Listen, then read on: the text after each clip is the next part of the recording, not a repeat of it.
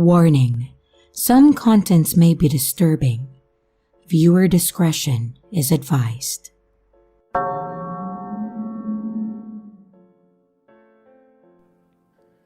So this was quite a while ago. I would say about 11 to 12 when this happened. One night, we had decided to get food from a pizza place around us that was close, but not close enough that they would deliver to us. It was about 20 to 30 minutes away. The trip there was fine. We got our food and we were on our way home. But then we decided to stop at a gas station. When leaving the gas station, a dark burgundy car pulled out behind us. At first, obviously, this did not raise any red flags to us.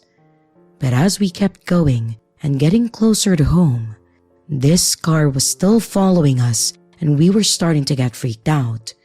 It followed us the whole way home, and once we got home, we pulled in and this car just stopped in the middle of the road a bit behind us. My mom told me not to get out of the car, and we sat there for about 10 minutes until this car finally decided to drive past us. I was so scared, I didn't even look at the car because I didn't want to see who was in it. They turned at the next block, and then my mom told me to get out of the car and run to the house as fast as I could because she was worried that they were just going to drive around the block. We got out, ran to the house and locked the door. I don't know if they ever came back, and I never saw that car again. It was one of the creepiest things to ever happen to us.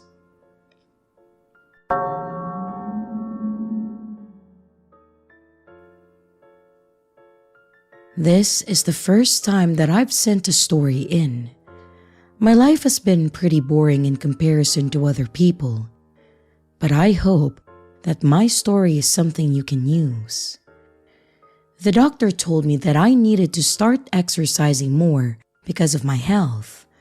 But where I live, it gets extremely hot during the day, even during winter, so working out at nighttime is easier.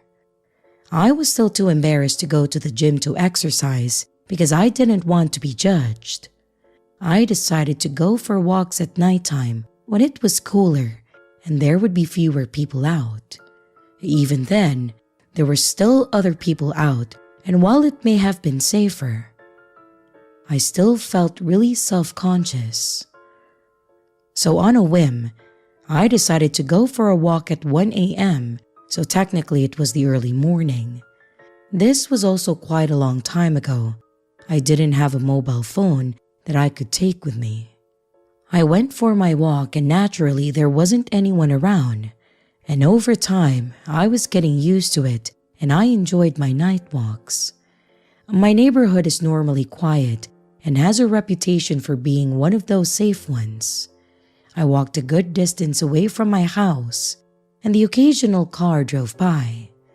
Occasionally, I'd get a honk of hello by one of my neighbors and I would wave back. There were some parked cars along both sides of the street. Again, there was nothing abnormal that drew my attention or caused me to worry. I continued on my way when I saw a car slowly driving behind me. The lights were on and I gave a wave thinking that it was someone who knew me and perhaps they decided to play a prank on me. But I had a terrible feeling that they didn't have good intentions toward me. So I tried to stay in well-lit areas where I would be safe. I was about halfway home and I wanted to get home as soon as possible. I didn't want to lead whoever this was back to my house, just in case they decided to come back later on or whenever they wanted to. There was a local gas station nearby that's open 24 hours and I started to walk in the direction of it. I knew that there would be someone in there and that I'd be able to get some help. I kept checking behind me and the car kept following me. I tried changing directions to see what the person would do and they changed lanes and kept following me. I saw a glimpse of a man in the car, but I couldn't really distinguish any of his facial features. I was beginning to get increasingly scared now, but I kept a level head. I walked to the gas station, I entered, and I spoke to the man behind the counter. I then explained to him that a car had been following me. We looked for the car, and it was gone. Well, at first, I was so relieved, but it was only when we looked around the corner that we saw the car, waiting for me to come out, and the lights were off this time, and clearly he was hiding. The man was so kind and called the police for me. I waited, and I bought some snacks. I know, counterproductive to my diet, but I needed the comfort because I was so nervous. I'm not sure how long it took for the police to come, but when they came, the other car drove away and I never saw them again. I still went on my regular walks, but I ended up going with a friend to keep me company and also for safety reasons. And I never leave without a mobile phone in case of an emergency, and I bought one soon after this happened. There was an update on the car that was following me. The car was stolen. There were women who were walking who had gone missing in the neighboring towns, who were just grabbed when they were walking either early in the morning or late at night. There were rumors that it was a serial killer of some kind, but since no bodies were found at this point, we really can't be sure whether this was true or not. From what I heard about these women, they weren't the sort to just get up and leave their families behind. So yeah, it probably isn't good. Update. Hi, sorry about the second email. I wanted to give you an update about my story, and I haven't heard it on your channel yet. One of the missing women who went out for a late walk has been found deceased and likely the victim of murder. The others who have gone missing haven't been found yet. There isn't anything specific to say that it was the same person or if it was connected, but it made me wonder what could have happened. So, I guess going to the gas station was a good idea. Everyone, please, stay safe out there.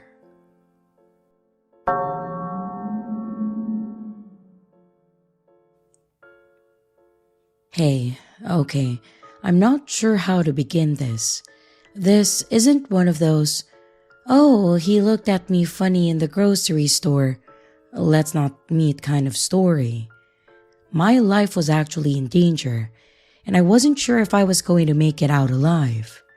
I hate those stories where someone is looking at someone strangely, and that ends up being their story.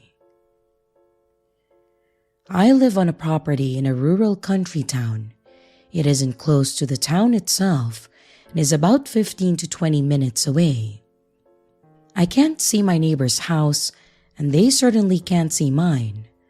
The property is about 100 acres of land, some bushland with some paddocks, and a small garden close to the house.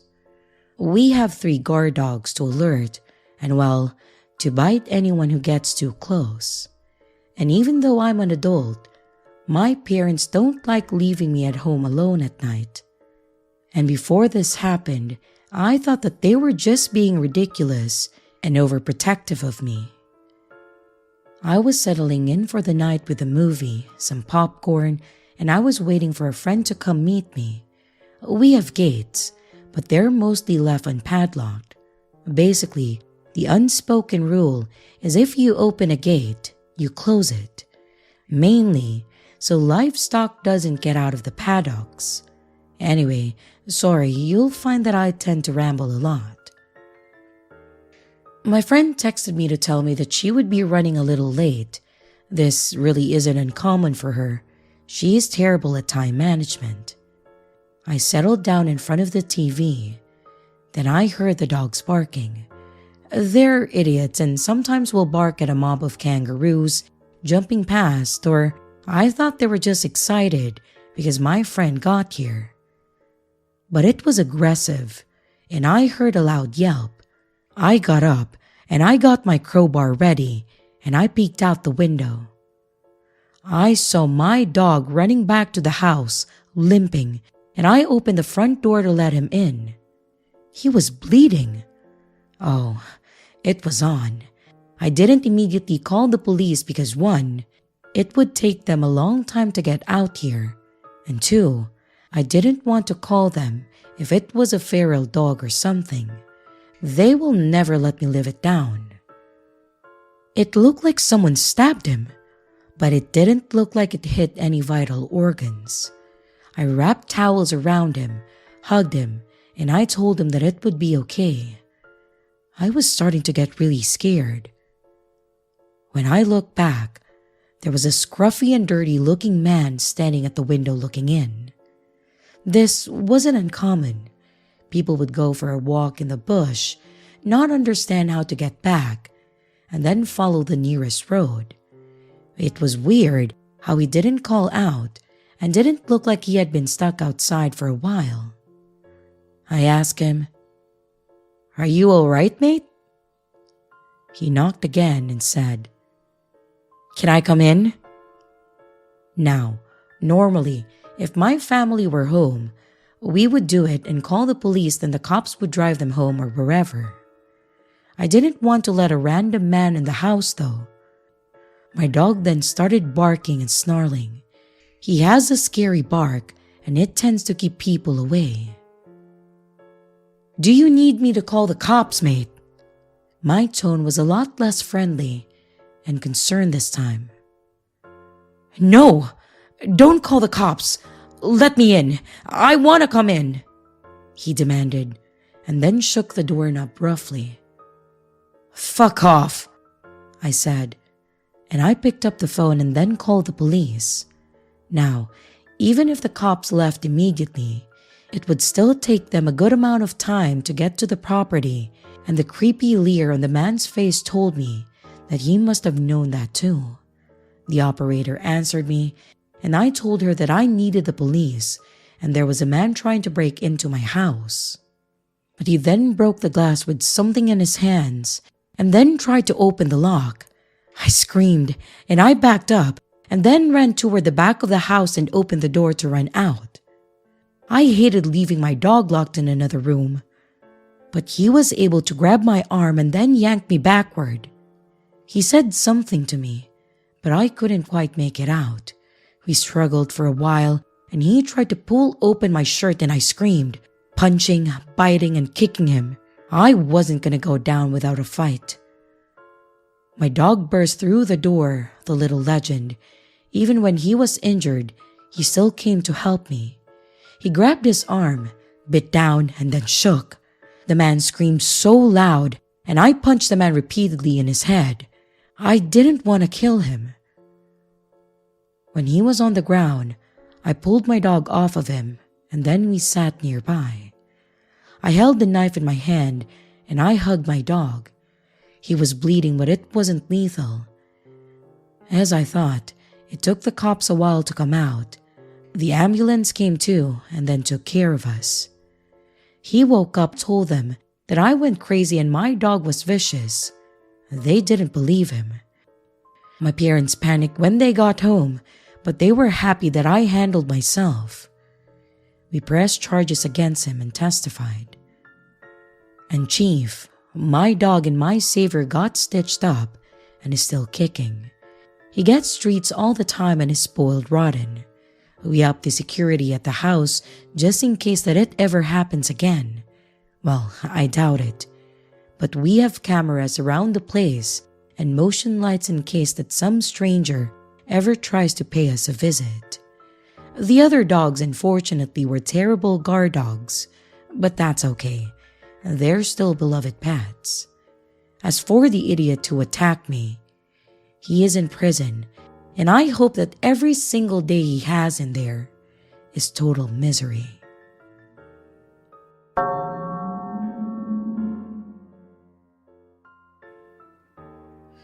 I've been a long-time listener to podcasts where people have told their scary stories or told about creepy encounters and whatnot, but I never personally expected to have one of my own.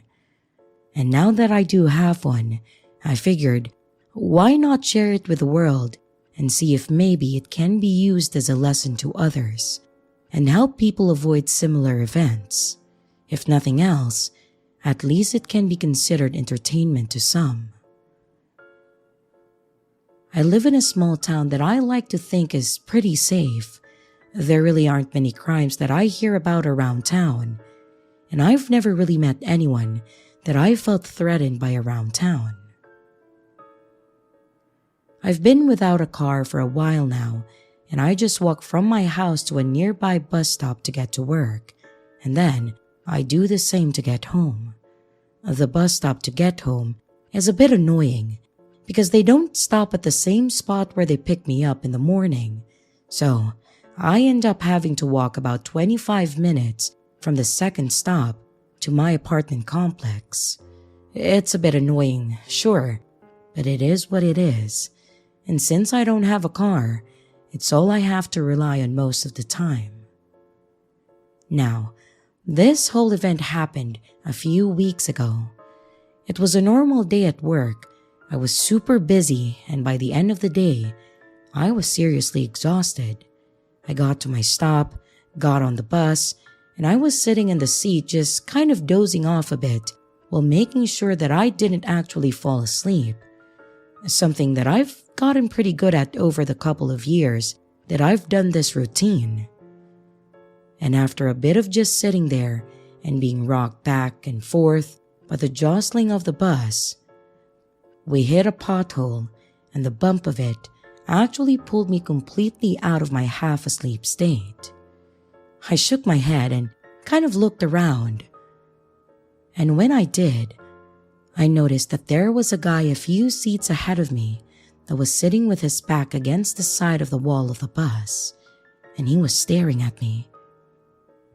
I don't mean like, maybe he has a crush on me type of staring. I mean, full-on glaring, like I stole his wallet and kicked his dog and he knew that it was me style of staring. I had no idea who this guy was, and I'd never seen him on this bus route before. I was a bit creeped out by it, so I just kind of thought, okay, I'll ignore it the best that I can, and that will be it. He's just kind of creepy. The entire ride to my stop, he just sat there staring at me with the same wide-eyed glare, and it got to the point where I thought that maybe he was blind and he wasn't actually staring at me, and maybe I was just being insensitive. It was such an awkward situation, and I really was trying to rationalize or think about it in any logical or even illogical way that I could. And after a while, we were approaching my stop. I was a bit hesitant to get off, but I wasn't about to make my 20-something minute walk turn into a 40 or more minute walk just because of this one guy. As we approached, I got up and I walked towards the exit of the bus, and as I passed this guy, he definitely turned his head to watch me. And much to my misfortune, as I got past his seat, he stood up and started following me. I had no idea what to do. I had already shown that this was my stop by getting up, and there weren't a lot of people on the bus, so it wasn't like I was going to be able to get anyone to help me. I decided that I could maybe mention something to the driver, and they could help me about it, or stop this guy from getting off the bus with me because I was creeped out. I really was at a loss of what could be done, because technically, him being a creep wasn't a crime. The second that I turned to make a comment to the driver, this guy grabbed my shirt and then pushed me toward the door, and I'm not exaggerating. He practically threw me off the bus. He grabbed me and then he shoved me with all his strength out the doors and onto the curb. I was lucky that I was able to halfway catch myself and that I didn't smack my head on the bus stop sign or the bench or anything. As I fell, this guy seriously pointed at me and said, "If I ever catch you on this bus again, I will kill you." This was obviously terrifying, and it caused a lot of chaos to ensue, mostly from the driver.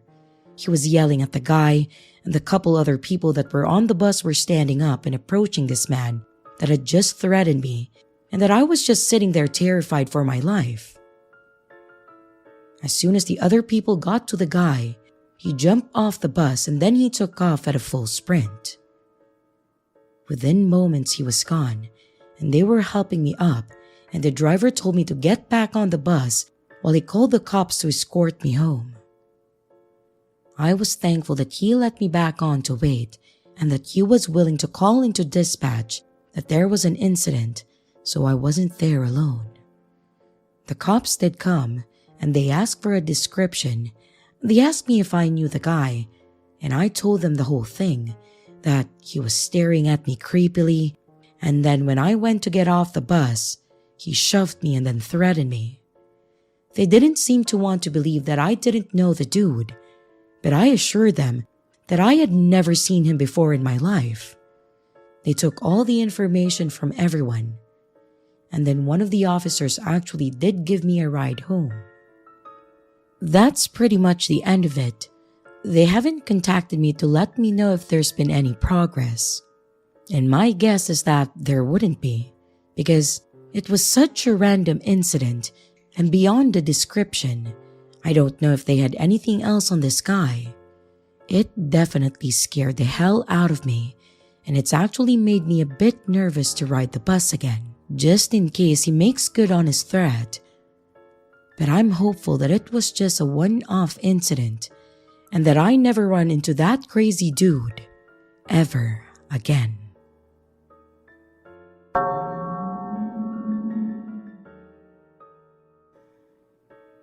This story takes place several years ago, in the early mid-2000s.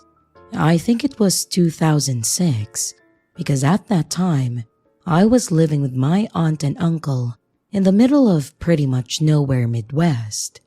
I won't get into the whole why I was living with them thing, because it's not really relevant to the story. Just know that I had crappy parents, and they were the next best thing, but they really did live in what was pretty much the middle of nowhere. The town, if you could call it that we lived in had a really small population, and pretty much everyone knew everyone else. It was basically one of those small towns where if you pulled into someone's driveway, you would get met with the business end of a double barrel. On top of this, they lived on what was basically a long dirt road that literally just ended. There were no turnarounds or side roads. It was just one long dirt path with gravel on it that went the length of a few properties and then stopped at a tree line. It didn't even have one of those metal guardrails to stop you at the end. It was just a forest and a small ravine pretty much. This meant that the people that came down the road were typically just the people that lived there, or maybe were visiting someone that lived there. Very rarely did we get someone that would drive all the way down the road, find that it just ended, and then turn around to go somewhere else. Now that you have an idea of what it was like, I'll get on to what actually happened. I was 16 at that time and had recently gotten my driver's license, so I was the one that drove to the only gas station to get snacks, or would drive out to the grocery store to pick up the few things we needed. I was pretty much just taking every single opportunity that I could get to get into the car and then go, since I now legally could. This was especially true since it was summer break, because otherwise, I would just be sitting in the house with my little brother, and that was not something that I wanted to do. It was pretty early in the morning, sometime around 8 or so, because my uncle had just gotten up and was complaining that we were out of both creamer and milk for his coffee, and that he was getting grumpy because of it. I told him that I would go ahead and run to the store to get what he needed if he wanted to. He said that I could go, but then told me to take Jimmy, my little brother. I really didn't want to, but I wasn't going to fight him on it. So we got in the car, headed out down the drive and onto the road toward the main roads. A few minutes into the drive, I saw what looked like a car sitting on the side of the road with a hood up, which is also something that you don't usually see around here.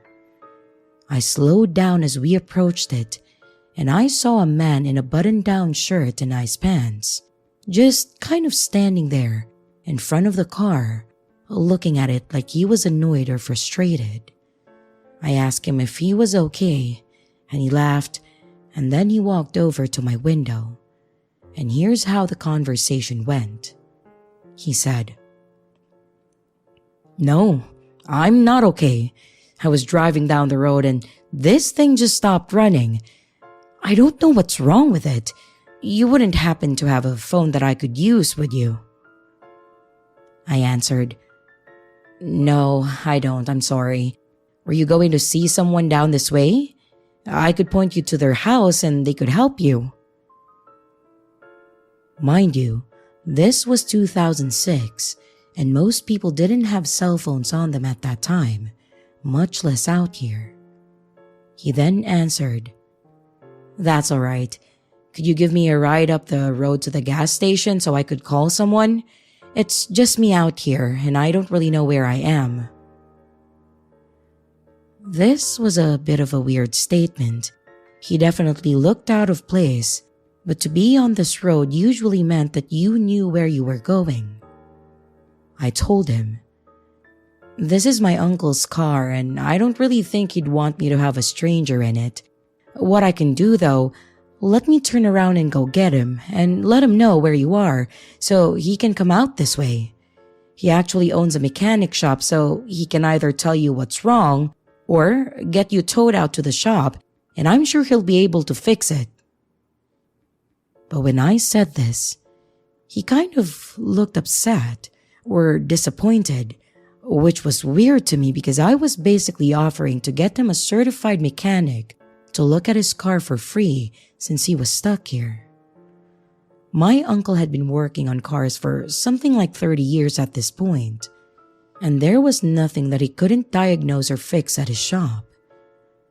The guy kind of just looked around and shook his head and then leaned in and said, "Could you guys just go ahead and give me a ride? I think that would be the better way to do this." That's when my brother leaned forward and started talking. He asked, "Is that guy with you too?" and pointed towards the trees by the car. The guy looked shocked and then turned around to look at the trees, then asked in a sheepish way, "Oh, what guy?" My brother once again pointed and said, "That guy right there, behind that tree. He's been standing there for a while now. Does he need a ride too?" Now, my brother can be a bit annoying at times with how he was, but this was practically the thing that saved us in this situation. And as soon as the guy realized that we knew that the other guy was there, he didn't really seem to know what to say. And after a couple seconds of mumbling and jumping around with his words, he seemed to motion to the other guy, and as soon as I saw him start walking out of the trees with a gun in his hands, I booked it. I knew exactly what was going on here, and I knew that I needed to get as far away from this as quickly as I could. I slammed the gas pedal, and then I took off. I'm pretty sure that I actually ran over the first guy's foot on the way. After what felt like forever of driving down the road at top speed, I looked back, slowed down, and turned out onto the main road where everything was. When I finally parked in the parking lot of the grocery store, I just kind of sat there with my heart racing and panicking inside. My brother, on the other hand, was just like, "Huh? That was weird." When I was certain that I wasn't going to die from a heart attack, we got out and quickly ran into the store. I went over to the desk and asked to use their phone to call my uncle. I told him that some guys were parked on our street and one of them had a gun and that they tried to carjack us. I honestly think that they were more likely trying to kidnap us and take the car too, but I just stuck with carjacking. He then told me to stay there until he got up to the store, that he was going to call the cops. When the officer got to the store, my brother and I told him about the whole thing, and we told them about the car, the guy, and the other guy with a gun. They did a sweep of the area, but they never found any of them. My uncle said that he didn't seem to see them either when he drove down the road. My guess is that they took off when we did because they knew that the cops would be there soon. It was bizarre for them to do this in the middle of a rural area, on a road where it's just a bunch of country folk. But at the same time, I guess if you have the patience, you could get a mark pretty easily, since people out that way are always willing to stop and help. It was the only time there were any reports of anything like this, and I never saw the two guys again, which tells me that they weren't from around there. Honestly, I hope that I never do see them again.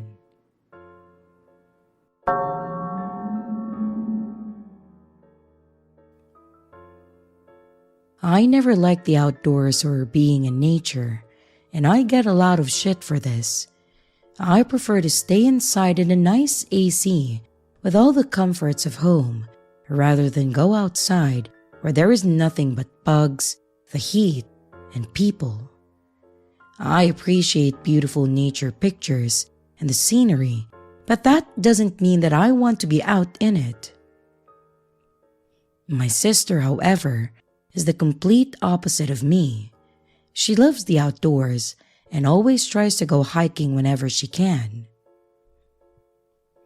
I like seeing the pictures and hearing about her adventures, but that is as far as I will ever go. But for her birthday, she asked me to go on an easy hike with her. We have different ideas about what an easy hike would be. She doesn't really ask much of me, so I told her that I would give it a go, but to understand that I might not be able to do it. We were walking along the path, and we stopped regularly to take breaks. It was a beautiful place, but my feet hurt. It wasn't really my thing. We had one more trail to go down before we'd go down another one in order to get back to the car park. My sister was talking about how we should do this again sometime. I just wanted to go through the day. We weren't alone on the trails. There were families with small kiddos walking by, some couples, older people, and even the odd occasional single hiker. What I'm trying to say is that this trail isn't in the middle of nowhere and generally has the reputation for being safe. Well, I hurt my ankle somehow. I don't know how, but it ached. So my sister and I sat down for a while and chatted. And before we knew it, it was dusk. So the sky had that pink hue to it, and it was colder now. We got up and then started walking home. My legs and ankle hurt, so I was limping, and my sister was walking beside me. I knew she was itching to walk faster. She is one of those speedy people who like to walk really fast everywhere. But then we heard rustling from the trees, and then froze. Neither of us knew what it was, and we held each other's hand only for a deer to come through. You know, like a cheesy part in a horror movie. We just laughed it off and thought that it was ridiculous. But then, the birds, and just the forest in general, I guess, went really quiet. It was weird. My sister stopped and looked around to see what was causing it. She leaned close to me and whispered that we had to go. Now, I wasn't going to argue with her. Instantly, She was on her feet and pulled me up quickly. I asked her what was wrong and she told me not to worry. Just come with her and don't waste any time. We walked at a fast pace, as fast as we could go with my injury in order to get back to the car park, and she wouldn't say what was wrong. I didn't ask again and I figured that she would tell me when we were safe. She kept looking to see what was there, and as we were getting closer to the car, she told me to hurry up and just get straight in the car when it was unlocked. When we got back to the car, she told me to get in right away, and the moment we were inside, we locked all the doors. Normally, when we got back to the car after doing something, we would just talk or relax, but this time, she drove off and didn't answer my question until we drove to a local McDonald's. She pulled into a parking spot and her hands were shaking. I gave her a moment before I asked her what happened. She told me that she saw someone was watching us in the forest behind a tree. At first I thought she was overreacting because there were a lot of people there. She told me that he was naked and that he had a knife in his hand, and that's why she told me that we had to go. I asked her how she knew that it was a knife, and she said that she knew it got bright when it reflected, and then admitted that she couldn't be sure. It was just better to get out of there before it got dark anyway, than being out there when it was nighttime. Maybe we were being stalked by a psycho, or maybe a murderer. I don't know. I haven't gone hiking since, and my ankle has gotten better. She has gone hiking again with friends, but never going alone. But she has never tried to go back to that forest. She told me that she doesn't want anyone to stop her from enjoying nature.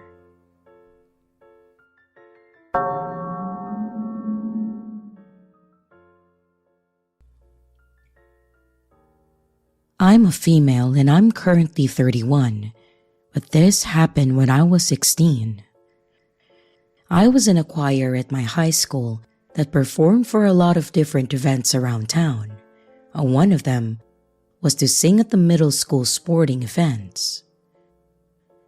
The middle school in my hometown, there is only one, is just about half a mile from my childhood home. So whenever we had events there, I would just walk. I didn't really get my license till 17. This one night, I think it was November, we had to sing at a basketball game, and it was obviously dark when I was able to leave. Normally, I wasn't allowed to walk alone at night, but for choir, I was given permission unless I felt unsafe. But there wasn't any reason to be creeped out in the first place, so I started my walk. Just down from the middle school is a stretch of road with almost no streetlights that had always creeped me out when I walked there. I crossed quickly and I had a fast pace going, as I'm a naturally paranoid human. But about 2 minutes into the dark zone, I heard rapid footsteps behind me. I at first figured that it was a jogger, but they made no attempt to pass me and they just stayed a comfortable 10-foot distance. They began whistling a jaunty tune, which at first I thought was fun. At this point, I wasn't super scared, perhaps because of the happy whistling tune, but I noticed that the footsteps began to speed up. There were no cars on the road, and given the lack of light, when I turned around all I could see was a silhouette shrouded in darkness. At that realization, I quickened my pace to barely under a run. The whistling continued, getting more breathless as this person began to run after me. I looked back to see a dark figure coming at me at full speed, and in terror, I began to run frantically as well. I will never forget those last moments running through my dark subdivision, hearing his whistling and footsteps getting closer and closer. This person followed me up to my door and I ran inside and locked the front. I checked all the doors and went to my upstairs bedroom. And from the window, I could still see a silhouette and could still hear him whistling. I slept with a knife that night.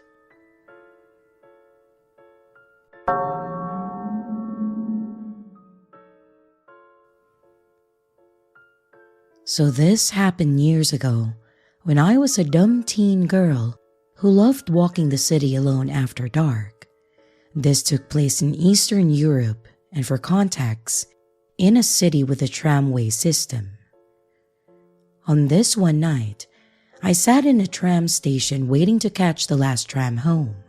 3 trams stopped at the station, 2 of which went where I was going. This information would be important for later. It was around 10 p.m., and as I sat there waiting, lost in thought, I barely registered a man quietly walking up and then standing by the shelter. I thought nothing of it, just someone else waiting for the tram. Until I started feeling weird. The streets were quiet and dark and there was no one else in sight, just me and this guy. And I started wondering why he chose to stand this close to me when he had so much space to avoid dealing with people. I couldn't comprehend anyone wanting to socialize this late at night, given that I was not very social myself. So I glanced at him, trying not to overthink. He was a bald-headed, beady-eyed giant, tall, built like a bear, big belly, and big arms and legs. I was 5'2" and scrawny, but that wasn't what scared me. It was the fact that he was staring right at me, unblinking and expressionless, not even attempting to look away or act embarrassed. No. This guy wanted me to feel uncomfortable. I instantly felt weak and shaky, cold shivers down my spine. This was not normal. I realized quickly that I was not in a good situation. I couldn't miss the last tram. Walking home was out of the question, and my phone was almost dead. I was a shy kid, and I didn't have what it takes to scare this guy away. I knew that, but I had to at least try. I only managed to utter a small "Hi?" trying my best to startle him out of whatever he was thinking. But my attempt failed in the face of his silent, threatening aura. He kept staring, no sign of intent to reply. He was enjoying this. Feeling the panic rising inside of me, I told myself to stay calm and then think rationally. Maybe he didn't hear me. Minutes passed, and his stare continued to burn onto my skin, and there was no tram in sight. Ignoring him didn't also work. So I mustered the courage to speak once again, this time a little louder. "What do you want? Stop staring!" No answer. He definitely heard me this time. I felt myself start to get angry. I didn't want to let this guy get to me anymore. I didn't want to continue to give him the satisfaction of watching me squirm nervously and pretend that this behavior didn't bother me. I took a deep breath and I forced myself to start thinking. I knew what I can't do. I can't fight him off if he makes a move, and there is nothing I can say or do that will get him to stop. I didn't know what his intentions were, but I knew that they weren't good. If I tried to walk away, he would probably follow. I could run, but he would most likely catch up to me before I can tire him out, since his legs were much longer than mine.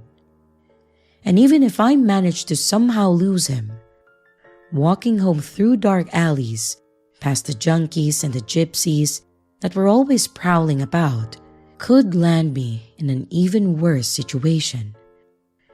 I could pretend to call someone, but he might feel compelled to act much sooner if he felt threatened. So, what can I do?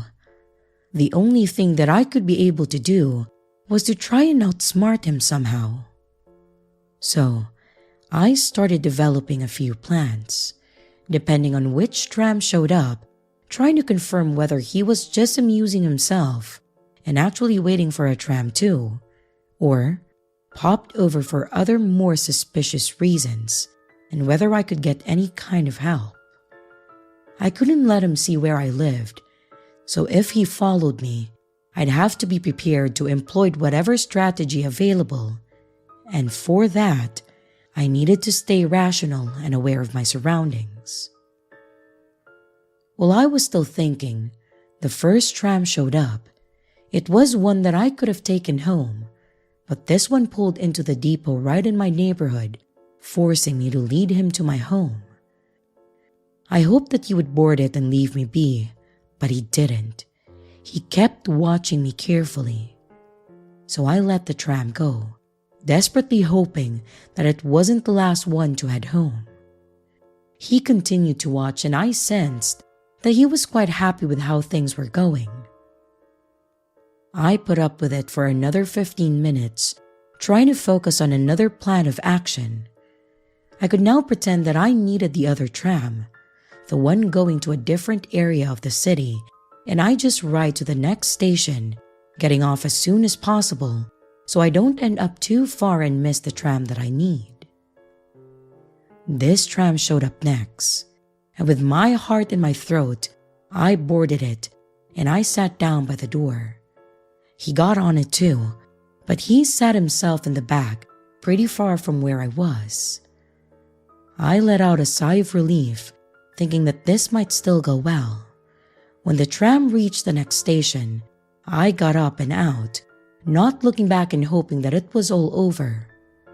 But when I stepped on the pavement and watched the tram drive away, I couldn't see him in it. I turned my head slowly, and I was terrified to see him walking towards me, looking slightly pissed off.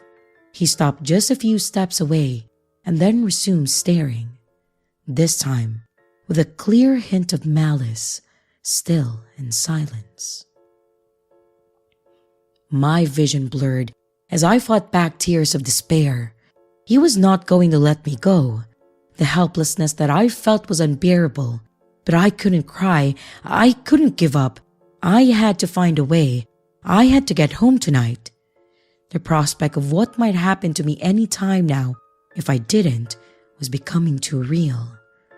My head was full of unanswered questions, regrets, and horrible scenarios. I wanted so badly to not have to think anymore, not have to fight back the tears, and stay composed. But I knew this would be his cue to enact whatever messed up plan that he had in his mind, and I couldn't let that happen.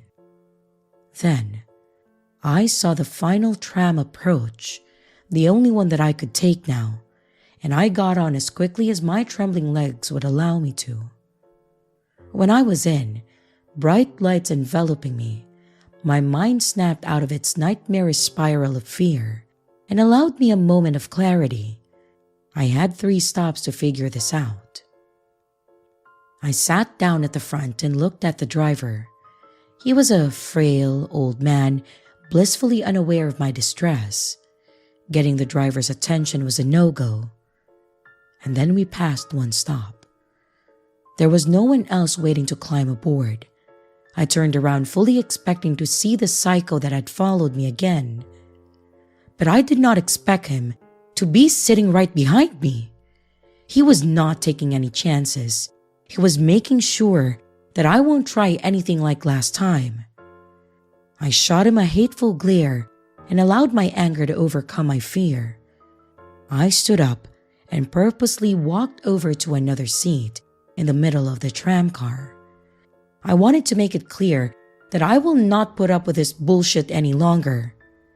He got up too and slowly walked up to a spot 2 seats behind and diagonally from me, and then sat down with the tiniest arrogant grin on his face. Already expecting it, I shut up and stood by the middle door instead, determined to keep him on his toes. If I stood right by the door, he won't have any idea which station I plan to get off at. He remained where he was this time, convinced that I was bluffing, After all, this was really the last tram, and there was nothing else that I could possibly do to escape now. He must have reckoned, so my defiance was just a funny act to him. This was my chance. I had to take the risk, and it had to work. There were 3 doors on the tram, and they all opened and closed at the same time and stayed open for around 5 seconds before closing again if no buttons were pressed or people detected on the threshold. The next stop, the only one left before mine, came into view. The tram slowed to a stop, the doors opened, and I made no move. 5 long seconds passed, and the doors started to close. I bolted and I ran for it, reaching the back door as fast as I could and slamming the button to open it again.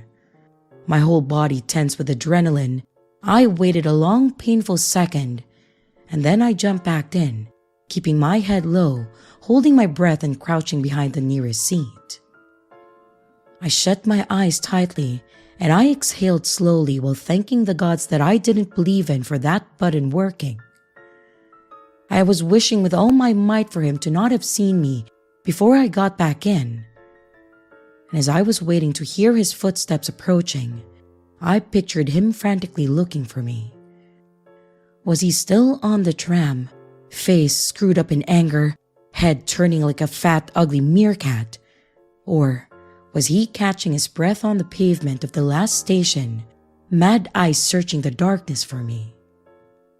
As the tram continued its loud journey, banging and clanging in sync with my heartbeat, I dared to myself, imagining his face when he realized he fucked up.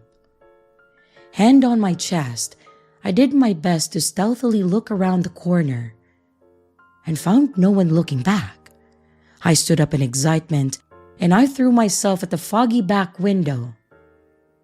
And there he was, standing alone and victimless on that slowly fading out of sight station, watching me leaving him and his vile plans behind. Giving someone the middle finger never felt so good. I made it home and told no one of my story, for fear that I'd be admonished for my naivety. But I was safe, I was proud of myself, and I learned my lesson. Creepy stranger, I hope the events of that day taught you not to underestimate girls and prevented you becoming a criminal for the rest of your life. So let's never meet again.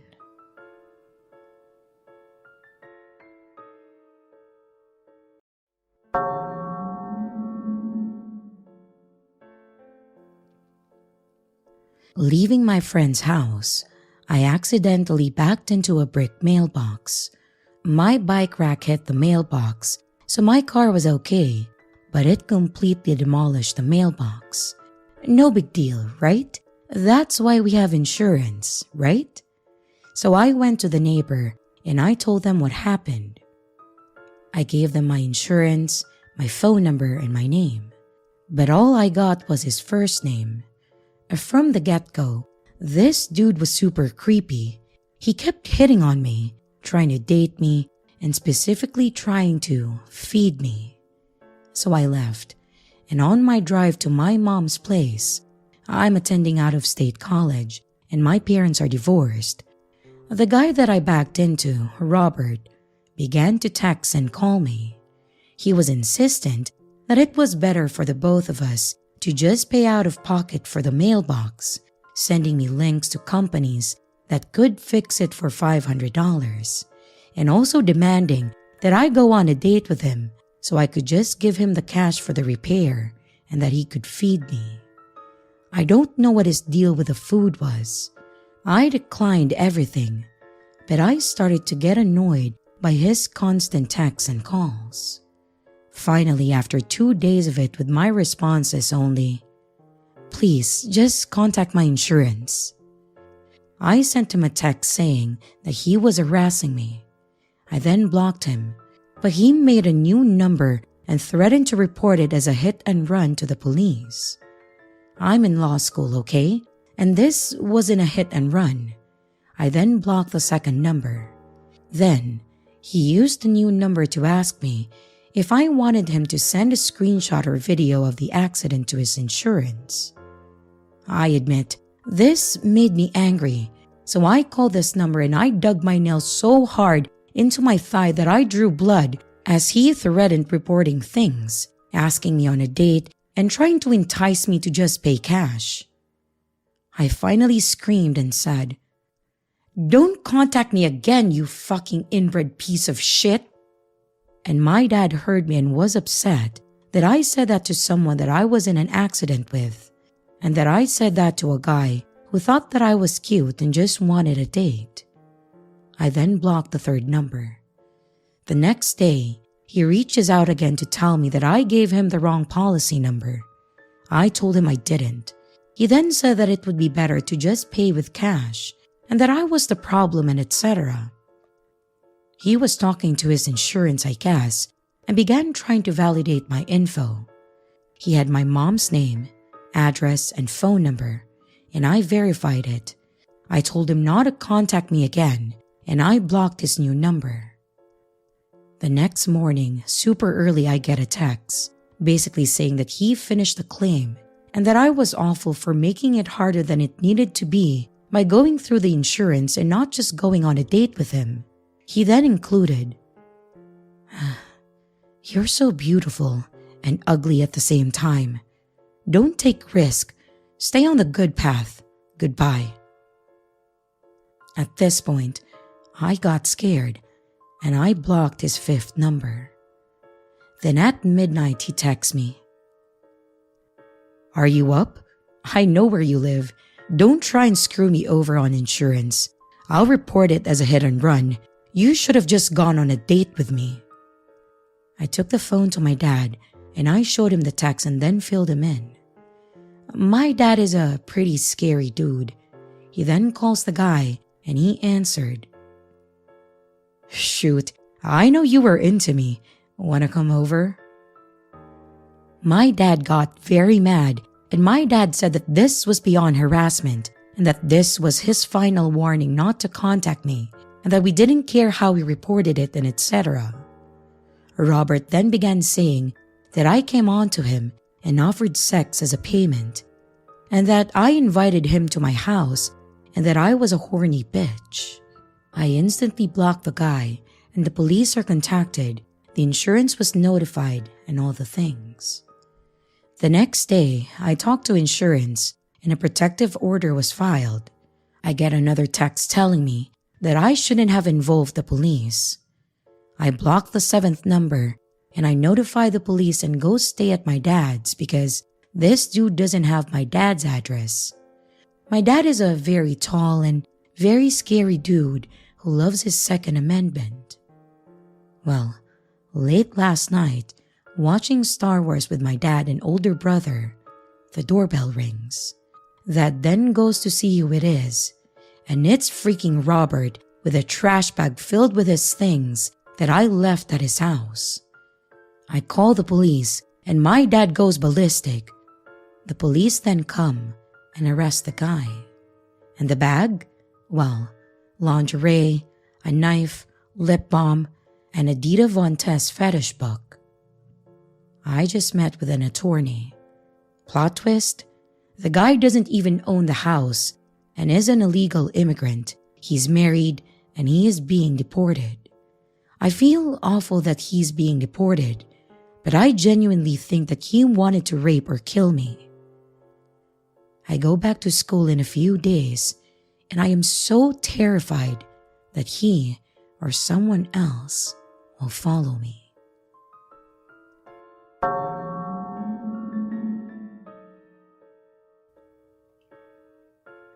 I'm an 18-year-old female, and I have been working for a large department store in the UK for just over a year now. This story happened when I was 16. It was late evening at around 9 p.m. or so, as we stay open late for the Christmas rush. I was walking across the shop floor when a man brushed very close to me. I'm often in my own world at work, and this made me jump a little. He must have noticed this because he said, "Hello?" And I responded, and he asked me how I was, and I said, "Good, and you?" He then nodded and walked towards the doors out into the car park. I didn't think much of this at all, but it did catch me off guard. I decided to walk across to the other side of the shop and then continue tidying rails there. Bear in mind, the floor plan of this store is massive. I then hear a man shout from a few meters away, and I look up to see the same guy again. It's only now that I really took notice of his appearance. He had a large tattoo of a dagger on his right cheekbone, and he was wearing a black jumper with a hood pulled up. He was about a foot taller than me and clearly much older. I asked him if he needed any help, and he gestured for me to come closer to him. I tend to freeze and follow instructions in this situation, which is not exactly the best survival instinct. I naively thought that he just wanted to know which exit he needed. He asked me what my name was, and I told him. "You've got really pretty eyes," he said, and at this point I was getting a bit freaked out. I thanked him hesitantly, and I turned to leave, but he then puts his hand on my forearm. Again, I kind of just froze. Then he asked, "Have you got a boyfriend? Have you got Snapchat? Can I get your number?"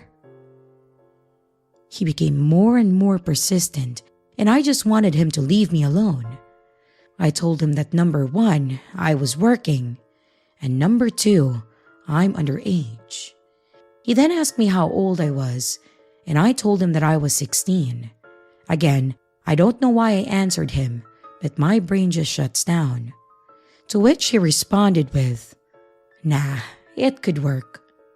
At this point, I was really shaken up and I didn't know what to do. Thankfully, one of my male colleagues walked up to me to ask a question, making him leave and winking at me as he did so. Noticing my distress, he asked me what had happened, and I explained the situation to him. He urged me to report it, but I was hesitant as I didn't want to inconvenience anyone or get them into trouble. However, there are a lot of teenage girls that work in the shop, and I wouldn't want them to be targeted, so I told one of the managers. They notified the store security and sent me off the shop floor to get some coffee and come down. I came back, I finished my shift, and I went to leave. The security guy stopped me on my way out and told me that he didn't mean to alarm me, but they had managed to track the man's car and he was just parked inside it. They said that there was a high probability that he was waiting for me and that I shouldn't go out there by myself just as a precaution. He then escorted me to my mom's car and then we drove home. I'm so thankful that nothing ended up happening to me that night. I often think about what would have happened if my friend didn't persuade me to report it, and I went out alone.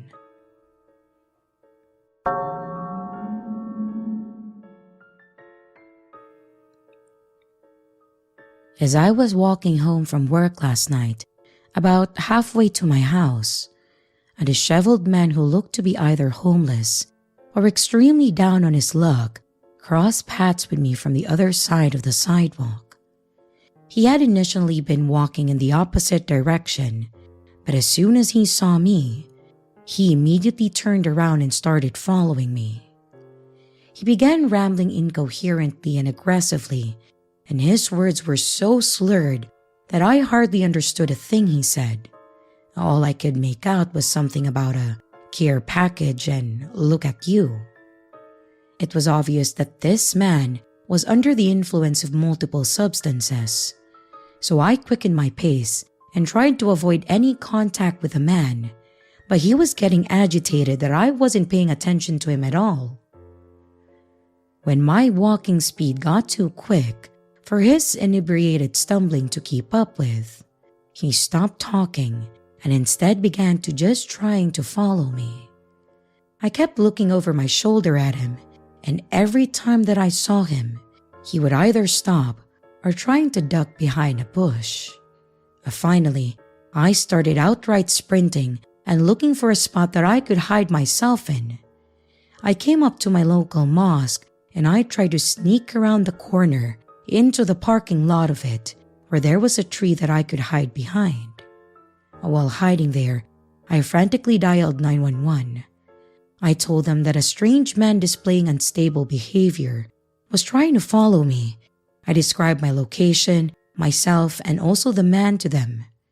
The dispatcher assured me that the officers were on their way to where I was. But while waiting for them, I saw a figure heading up the sidewalk in front of the parking lot that I was hiding in. Panic immediately filled me until the passerby was close enough to where I could see that it was not the same man who had just bothered me, and they turned out to be harmless. Mere moments after this, the cops arrived to where I was. They pulled up next to the tree and motioned for me to come out and talk to them. The officer driving the vehicle asked me the standard questions, a description of the incident, where I was when it happened, and etc. And while we were talking, he spotted a man in another parking lot down the street, not far from where I had the first encounter of the creep. He asked me if this was the man that I had encountered, and it was hard to tell between the darkness and the distance, but I was pretty sure it was. Another police vehicle had pulled into that parking lot, and it appeared that an officer got out of it to talk to the man. The officer I had been talking to asked me how far I was from my house, and I told him that I was pretty close to my street at this point. He assured me that I should be safe to walk the rest of the way home, and that they had other cop cars patrolling the area. I thanked him and I finished walking home without further incident, thank God. Shortly after I got home, I saw that I had a text from my boyfriend that read, "Are you okay?" The text had been sent around the time the incident was occurring, as if he could sense that I was in a fearful situation. I replied back telling him what had happened, and he told me that he had got yelled at by a homeless man earlier too. I described the creep that I encountered to him and asked him if he thought that it was the same guy. He said he didn't think so. We also had a brief phone call to make sure that each other was okay. I let him know that I was home safe, and he told me that he was in a vehicle with a group, so he was safe too. I don't know what the cops ended up doing about that man, but I hope that he stays as far away from me as possible.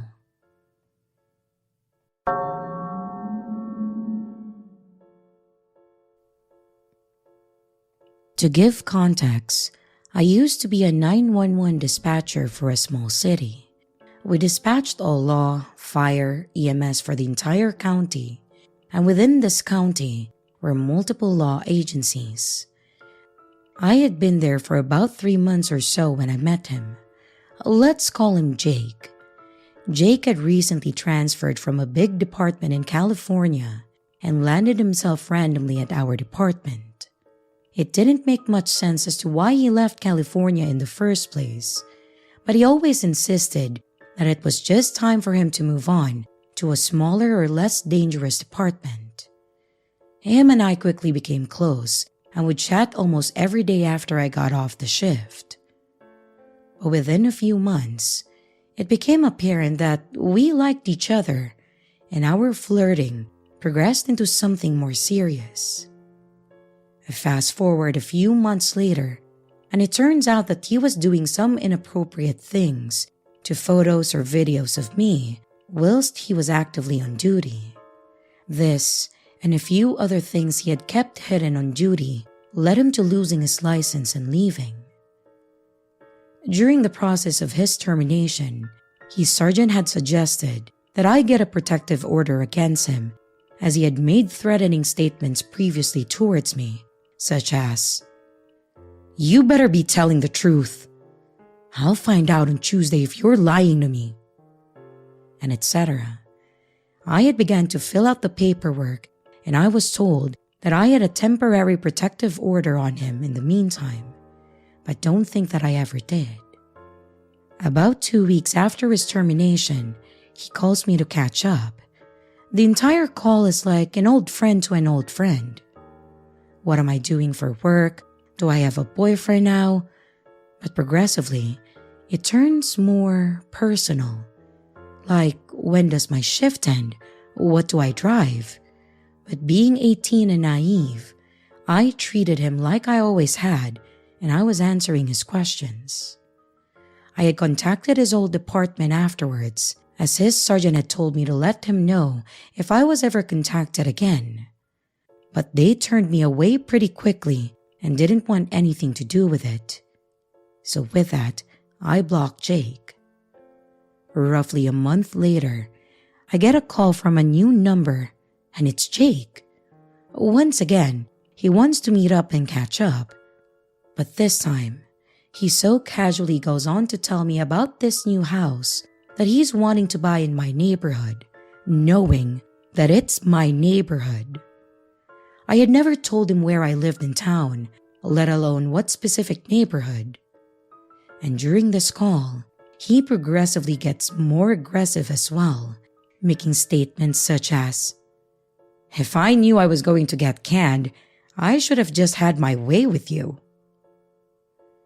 He half-heartedly joked about getting a hotel room just for me, and that was that. A few days later, he FaceTimed me, and once again, came off as simply wanting to catch up as he was sick. Midway through our seemingly normal conversation, he makes it apparent that he's been touching himself this entire time. Keep in mind, nothing suggestive was mentioned, and our conversation at that point was about his new dog. Well, I blocked him once again, but he has tried to follow my social media, and now I've started to see him in my area.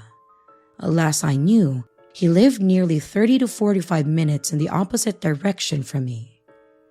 Am I reading into this, or should I genuinely consider this stalking?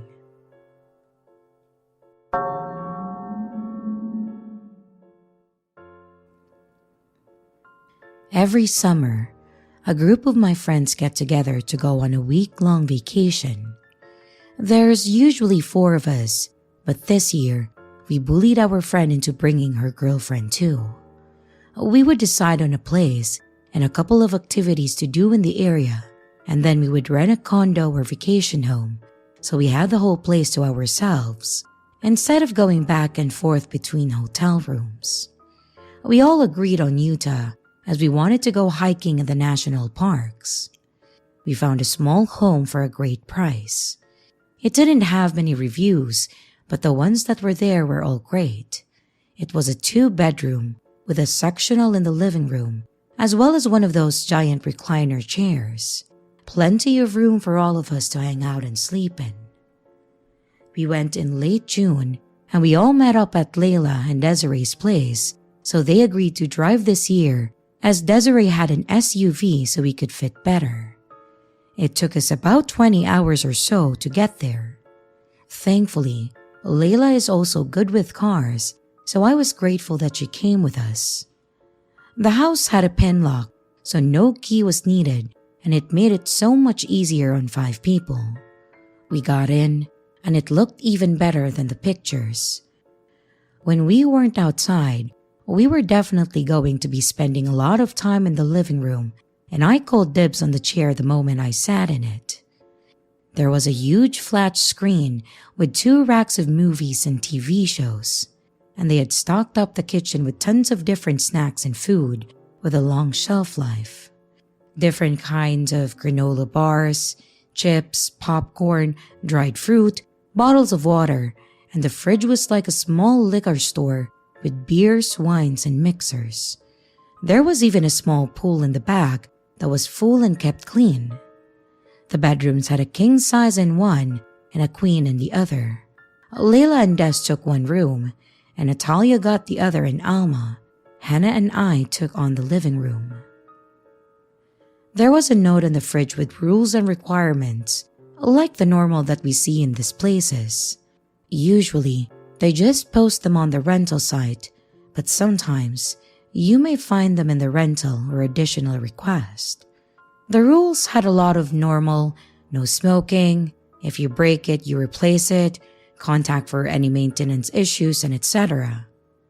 But one of them was different. It mentioned keeping the shower curtain to the right, as it allows the light from the window to shine in and help with drying the floor, preventing mold and mildew. I didn't know how any of that worked, so it made sense to me, so I reminded the girls and I moved on. Once we all got unpacked, we went to the grocery store to pick up a few things to make our own dinners. We then just had a nice night in, and while we determined our plans for the next days. The next day we went to Zion National Park. It was one of my favorite parks that I had gone to. There were plenty of trails to walk on, but there were also a few streams that we ran into that we took advantage of to cool off. We may have even filled the bottle with some of the water as a nice reminder of the time that we had there. And by the time we got all the way around, we were hot and exhausted, so we picked up food and brought it back to the house. After eating, I decided to go take a shower. As I went into the bathroom, I rubbed my hands against the wall to turn on the light, and as I did this, I saw what looked like a light that was coming from the shower. I turned the light on and saw nothing. I turned the light back off and still nothing. Thinking that I was just seeing things, maybe the moonlight from the stained glass window or something, I moved on with my shower. And the rest of the night went as usual. We drank and talked, and then we passed out. The next day, we decided to make it more laid back. We went shopping, found a local place to eat, and would then head back to go swimming. Once we got home, Natalia wasn't feeling really well, so we decided to skip swimming and watch a movie instead. As we settled in with our snacks, Des was picking out a movie. She pulled out 50 First Dates, one of my favorites. But when she opened it, her face changed from all smiles to confusion. She said that it was a blank disc and that it looked like it was a homemade video with the title, Young Couple 2018. We were confused by this, but poor Layla in her naivety thought that maybe it was the owner of this place and that they put it in the wrong case. But based on the look on Desiree's face, we both had the same thought. She put the DVD in the player, and to our disgust, we were right. This was home footage of this very place. The worst part is that it was coming from the bathroom. And that's when it clicked in my head. The light that I saw in the bathroom. I started telling them about what I saw, and Des told me to show her. I followed her to the bathroom as we started looking around based on the angle of the video we saw. She rubbed her hand along the walls, and right between two tiles, toward the top, she could see a small gap. And after looking closer, she could tell that there was a small hole. She immediately told us to get out, close the shower curtain, and then shut the door. Now it was obvious why they wanted the curtain in that position. It kept the view of the camera open to the rest of the bathroom. At this point, we had called the cops, and all 5 of us had showered, dressed, and used that bathroom. I know that I speak for them as well when I say that I felt violated. And by the time that they arrived, we had already packed up all of our stuff and in tears, and we explained what we had found. They saw the video, and they saw the spot where the camera was in the bathroom.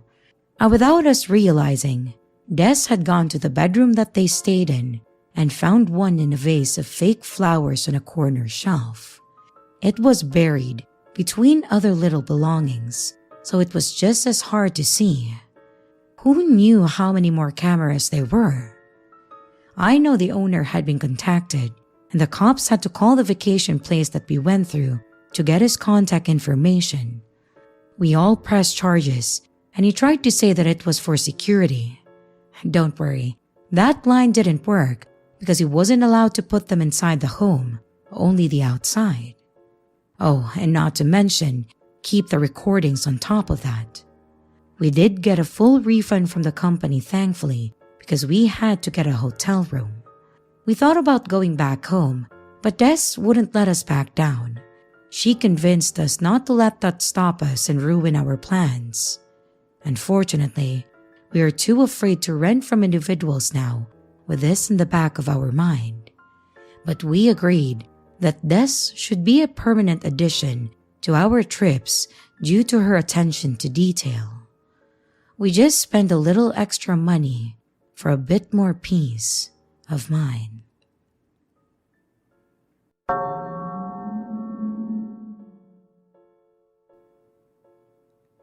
So this happened when I was 15 and my little sister was 12. A little backstory here. We lived in this small town for several years and it was safe. A few years into living there, we had a cop with his wife and kids move in 2 houses down from us, and our house was built sometime in 1920s. A few nights before this incident happened, our other siblings locked us out of the back door, and us being idiots, we kicked the back door in. The door didn't budge, but the frame came out of the wall and the door was just hanging. One of our blinds were also broken. We didn't have the money to fix it, seeing as my parents had 8 kids and money was tight growing up. Anyways, the blinds were broken behind our TV. On the other side of the window was a garage in our driveway, and next to the driveway, on our neighbor's property, which was abandoned, and it had tall shrubs. But what we didn't know was that there were 2 people hiding in the shrubs watching us. I'm gonna leave some details out to make a long story short. My little sister's name will be Candace, and my name will be Aria. It was the summer of 2009. My oldest brother and his girlfriend was a mile from our house fishing at about 10 p.m. at night. All of our siblings and my parents were asleep, besides my oldest brother out with his girlfriend fishing. I was sitting in front of the TV watching, and Candace was sitting on the bed watching TV with me too. All of a sudden, Candace and I heard a very loud crash noise from the back door. We both screamed. We got up and then we ran to the phone and called our brother's cell phone. He said that he was on his way because his girlfriend twisted her ankle. And he then gets home. By this point, we woke everyone up in the house and had all the lights on. And my brother tells us to stay in the house. My brother is 6'4" and 300 pounds. And unknown to my family, I slipped outside to check with my brother. I know, it was stupid for me to do this, but I was a curious kid. I saw my brother being really quiet, and he ran back to our fence in the backyard. He gets within arm's reach of this guy, and then he steps on a stick. The guy turns and looks back at my brother, and then takes off running, and then hops the fence and he got away sadly. I didn't see this because I went back into the house after a while. My brother then comes in and he tells everyone that he saw a guy in all black and he's about 6 foot. That's all that he saw though. The rest of the night was all calm, but my brother was on high alert. The next night, my brother was out with his girlfriend wherever they were at that time. It was again about 10 at night, and Candace and I were watching TV again in the same spot as the last time. Again, we hear a loud crash coming from the back door. We screamed again, called our brother's cell phone, he came home again. The whole house was awake again, and all the lights were on. My brother goes out and checks it out. This time, he didn't see anyone out there. We forgot to mention that both of these times, we looked at the back door. Both times, the back door looked like it was kicked in really hard. and this time around the frame was out of the wall more. The door was leaning further into the house. We didn't make any police report because we had a cop that lived 2 houses down from us, and while he was at work, us kids would help take care of his pregnant wife, bring her over food, play with her kids, and we didn't really see him much. And when he did though, he was so sweet and so nice to us. But anyways, we told the police officer what had happened, and he told us that he thinks there are 2 guys that have been stalking our house and watching us. The cop comes over and checks and looks, and he said that he believes that there is 2 guys. One is the lookout and hides right there in the shrubs, and he keeps a lookout while the other one does the possible breaking in. He said that they had to have been looking through our broken blinds, and he said at night they could look in, and you couldn't see anything if you look out. After those 2 nights, there was no attempted break-ins anymore. Fast forward to the fall of that year, our cop neighbor told us something that he was not supposed to tell us, but he said that they caught a peeping Tom and that he's in jail now about 20 or so miles away. He said that after the peeping Tom was caught, it all stopped and the town was safe again. Candace and I were so freaked out and scared that to this day, her and I have to have all our doors and windows locked. We check multiple times a day, and if any of our curtains are open, we get scared. We close the curtains every single time, and I'm honestly afraid that it will happen again. We no longer live in that town, but that thought is still there. Sorry for this long post. To this day, we don't know what their intentions were. I think if he would have gotten in, then we wouldn't be here today, so this is all scary to us. As for our stalker/peeping Tom, let's not meet again.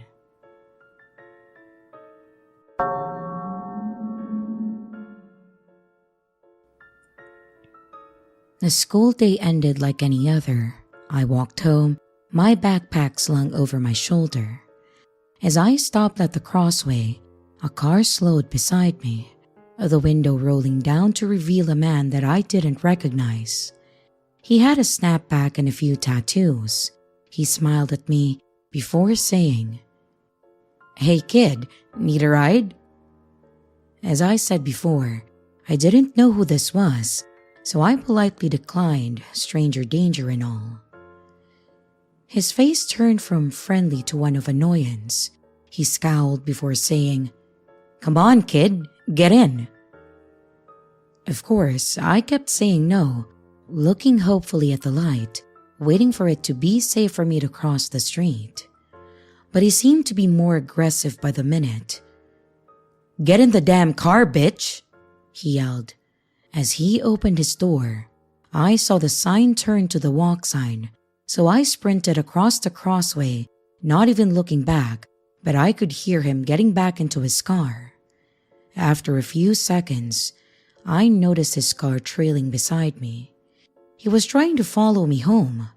Realizing that, I decided to run back to the school. I ran into the building and past the office. The secretary, noticing my panic, asked me what was wrong, and I told her about the creepy car guy. She put a hand on my shoulder to comfort me and told me that she will call my parents to pick me up. Half an hour later, my dad pulled into the parking lot, and after seeing him, I ran towards him and I hugged him tightly. After being filled in on the situation, we then went back home. On the drive back, I kept looking around, seeing if the car from before was following us, but I didn't see him, but I still felt scared. The following days, my dad continued to pick me up and did so for a long time. It wasn't until the next semester that I was able to walk home again, and I only did so with a group of friends.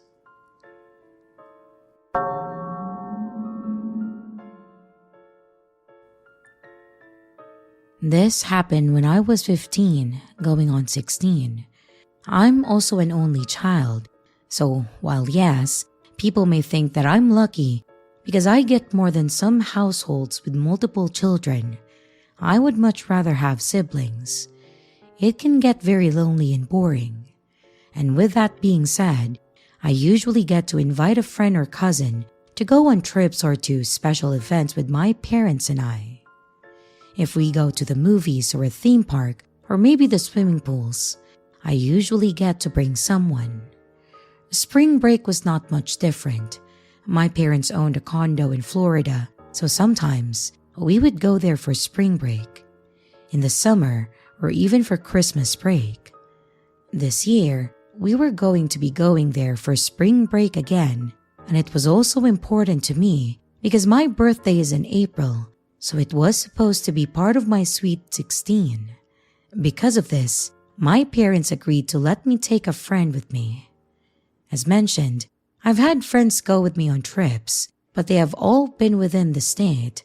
I've had cousins go with me to Florida, but never a friend of my choice. Rightfully so, I was excited about this. It was also part of my birthday gift, so I felt more like an adult. So after all the parent talk and confirming locations, and that my parents weren't planning on selling off my friend, things were set and I was going to have some pre-birthday fun. My friend and I did have to keep our grades up in order to go, so after about a month of making sure that everything was done and turned in on time, we were in the clear and on our way to Florida. We had plans to go to the beach, Universal Studios, and also just go to a mall or something to go shopping by ourselves. We got to choose our seats on the airplane, and we sat a few rows in front of my parents so we could have privacy. And when we got there, they even let us sit at our own table at dinner. We did do a few things with my parents wanted to do, like some kind of water boat ride thing with all these alligators around it, and we went to Hard Rock Cafe because my dad is obsessed with that place. Things were going as normal for a while, but I will definitely say that my arrogance got the best of me, thinking that I was an adult. So the day came for us to go to Universal Studios. This is where we first started having troubles. My parents were still with us the entire time, but they didn't always go on the rides, but they were there when we got on, and then they would be at the exit when it was over. On some of the rides that we had to wait on, we were standing there, people watching, and we noticed one guy in particular. He stood out because 1, he didn't have any kids with him or anyone else, and 2, he had one of those tank tops with a muscular torso on it to make it look like it was your own. Those just look weird on anyone, but especially on him. He ended up on one of the rides that we went on, and he just stared at us the entire time. We sat in the back of one of the rides, so he couldn't stare at us, but he even looked back at us before it started and then smiled. We were young and didn't really know how to react, so we just waved and smiled back. We saw him a couple more times, but he was never around when my parents were there with us. And since he didn't really do anything though, we didn't bother telling them, and we just tried to enjoy our time there. We were there for most of the day, so we were pretty tired the next day. We wanted to go to the mall, but my parents said that we should just hang out there, maybe go to the beach or relax or something, and then go the next day. We ultimately agreed, but the beach was looking pretty busy, so we stayed in most of the day, doing our hair and also our makeup. My mom said that she was going to run to the store to pick some stuff up for dinner, and that my dad would be working on some things, so they agreed to let us go to the beach for a while by ourselves, since it was within walking distance of the condo. Again, it was exciting because we got to do something on our own, so with our hair and makeup done, we grabbed our stuff to head to the beach. We got out there, laid our stuff out, and just sat there for a while talking. We took our phones, of course, and was taking stupid filter pictures, And to our surprise, we see the tank top guy walking towards us. Again, we didn't really know how to react, so we just sat there and tried to pretend that we were busy or having a serious conversation. He got maybe 5 to 10 feet from us and stopped and just kind of looked around and then laid out like this sleeping bag of some sort. He sat down and looked up the sky and then looked over at us. He smiled and then waved again, and I again just waved back. I was facing him while my friend was facing away, so while we were having a fake serious conversation, I was just texting her to say, "Hey, he noticed us."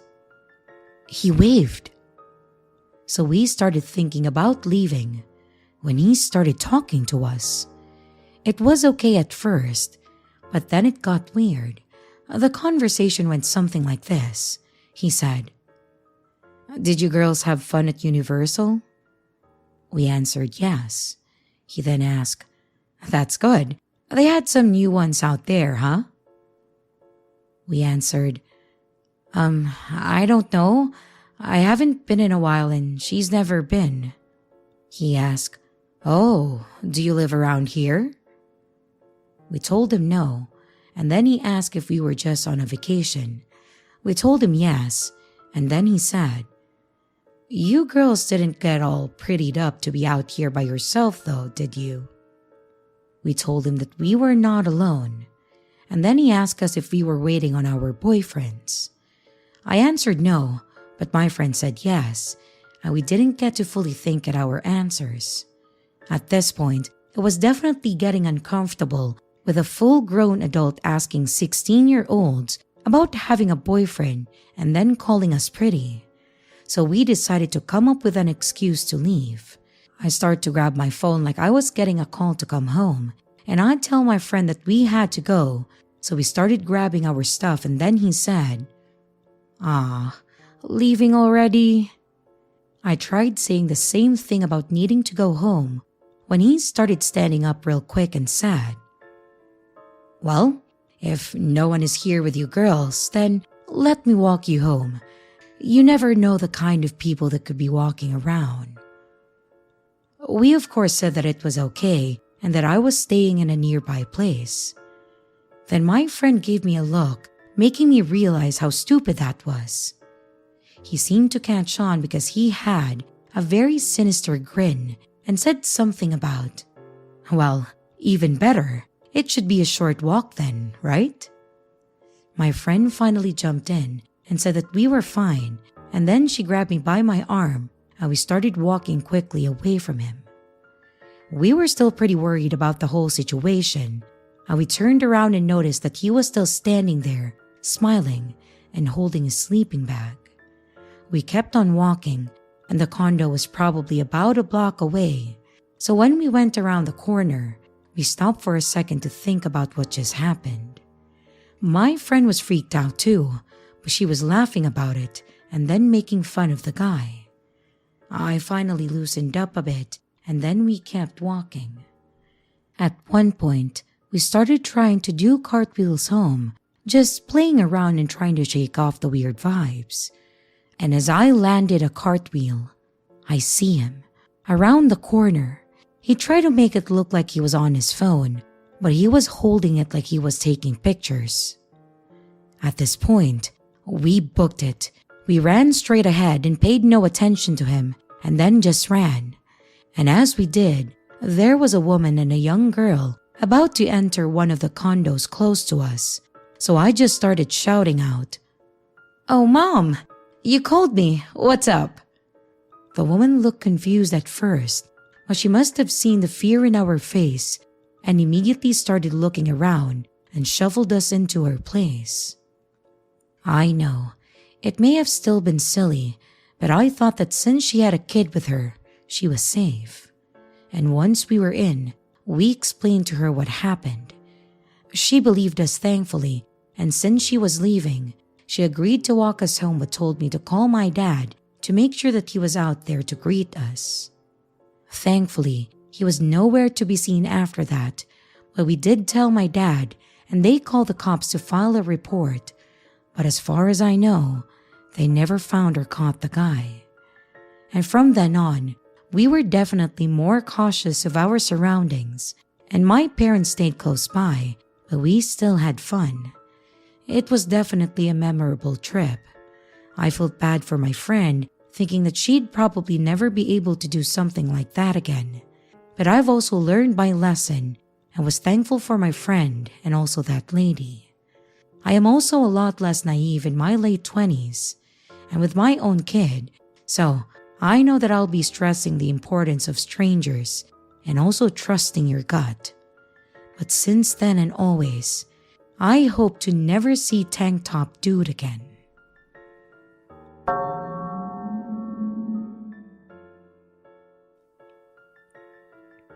I had recently come back to work after being off for over a year on mat leave. When I came back, it was nice to get into the swing of things again and start to have a new routine outside of being home all day. There's a coworker that not everyone gets along with, and he's kind of an odd guy, so it's understandable. Anyways, when I came back, there is a process that this said coworker is trying to have implemented at work, and I made the mistake of saying that I agreed slightly with. I also made the mistake of being the nice person and having a conversation with a guy because he knows a family member of mine. After having that initial conversation, it's been non-stop since then. This said person has stalked my Facebook to see that I had gone to a certain college, what program I took, and how long my course was, and etc. Anytime that I go into the lunchroom, he's just lingering around there pacing and waiting to talk to me if our break or lunches overlap. One day, when I finished work, I was waiting for my mom to pick me up outside. I look up across the street, and lo and behold, Buddy is standing at the crosswalk coming back to work. He was done with his shift an hour before mine. I instantly called my mom and asked her to stay on the phone with me till she got to my work. He came across the street and just waited outside of our work, looking at me and waiting for me to get off the phone. When my mom arrived, I hopped in my mom's truck in hopes that it was just a coincidence. But when we drove off, he was walking away from our workplace. That made me so uncomfortable. At work now, when I'm busy doing a job, he will just come and hover and stare at me, waiting to talk to me, and I just try and politely ignore the situation. I'd like to say let's not meet again and have that happen, but nah, joke's on me. He's like 10 cubicles away from me. Maybe I'm just a paranoid person, but it makes me so uncomfortable. Update. So, a few more incidents have happened. One being that I forgot my work pass and I had to get a temporary one. And when I went to take my pass back, I came out of the elevator and he was standing there. I ignored him and I walked away down the hall into our main office. But when I came back about 5 minutes later, he was still standing there. I hit the elevator button and he got on when I did and stared at me the entire time. It really creeped me out a lot. Then, when I was on lunch one day, he randomly asked if I wanted to go to dinner for the work thing that he was trying to implement. I told him no, that I couldn't, as I wouldn't be able to find a babysitter.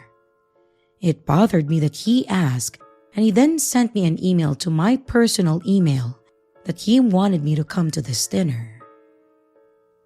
So a few days ago, when I was on my lunch and I was sitting with a friend in the lunchroom and just about to pack up, he then walks in. He goes around the room and then circles the table that we were sitting at and then stares at us. I got uncomfortable, so I went to fill my water bottle up. When I cleaned it out and went to refill it, as I turned around, he was right behind me, like less than a foot. I jumped, and I told him not to do that as he scared the crap out of me being so close behind me. I was nervous, laughing the entire time, saying, "Oh, you just scared the shit out of me." So he then left the room and didn't come back for a few minutes. When he came back into the room, he just stared at me again, so I quickly got my things together and I went back into our work area, even though I still had 10 minutes left of my lunch. I just didn't want to be in there. When I came back to my desk is on the other side of the room from the doors into it. His desk, however, is right beside the door. He came back into the work area and came and stood near my desk until I was done with my lunch. It made me so uncomfortable, so when I was done with my work, I went and spoke with my manager, who got me to send an email to him professionally asking him to leave me be. I did this, and he wasn't in until the next morning, and I was off the next day. So obviously, when I was at home the next day, I checked my work email. His reply was that he didn't understand how being asked to dinner was bothering me. I replied that I just wanted to be left alone, and I did this in a very professional and nice way. And he replied with, "Do you habitually check your emails from home? You're not scheduled to work today." So in the work email that I sent him professionally, he proved my point of him keeping tabs on me. You have to go through about a 6-stage process to see another coworker's schedule.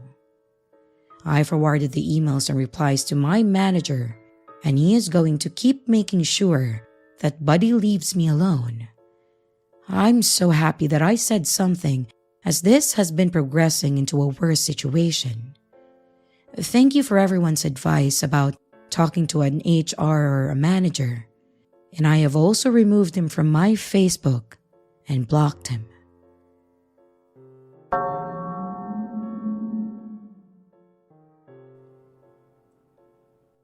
In the fading light of a chilly autumn afternoon, I trudged my way home from high school.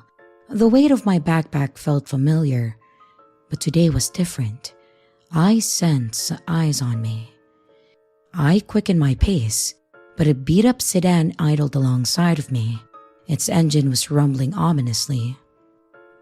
The driver, a middle-aged man with a greasy cap, leaned over and offered a smile that made my skin crawl.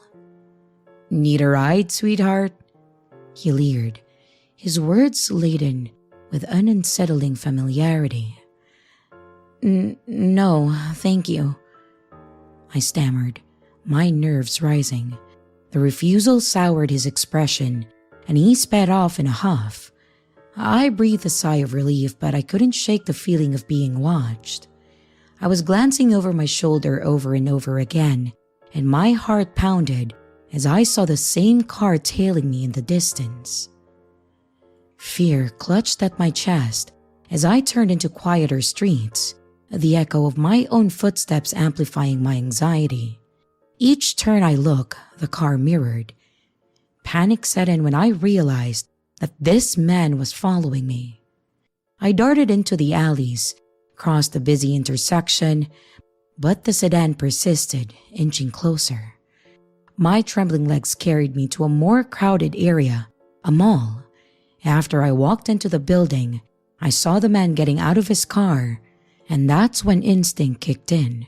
With adrenaline pumping, I sprinted, my breath hitching in my throat, desperate to lose him in the crowd. If I could just break line of sight and hide from him, then I could sneak away. The man briskly jogged behind me, but given how out of shape he was and how suddenly I started running, I easily managed to duck into a store without being seen and hide behind some shelves. One of the clerks looked at me with concern, but then noticed the man running past, huffing and puffing as he did. The clerk asked if I was okay and said that he could call security on the man. I told him that I would be all right as soon as I caught my breath, and when I did, I peeked out, checking both ways to see if the coast was clear. Sure enough, the man was nowhere in sight, so I started briskly walking in the opposite direction that he had gone in. I went straight to the exit and then went on my way home. I was looking back ever so often just to make sure that I wasn't being followed again. Finally thinking, I called my mother, my phone clutched tightly, and I told her the entire ordeal as I walked back home. Finally, my house loomed in the distance, and I could see my mother walking outside towards me. I ran to her arms and hugged her, and I never saw that creep again, but I hope that I never will.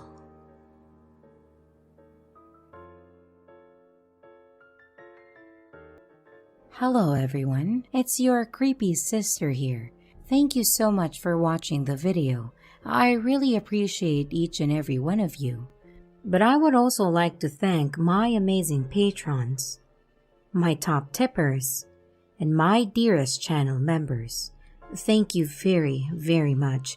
I really appreciate it with all of my heart. If you want to support the channel further, you could also choose to become a patron, a tipper, or a channel member. But remember, it's appreciated, but never a requirement. I would also like to announce that we have merch now. The link is in the description of the video, along with all my other social media links, like my Discord server, Twitter, Instagram, and others. You can connect with me and send your stories there. And don't forget to like and subscribe if you haven't yet, and comments are highly appreciated. And remember, your fear feeds me.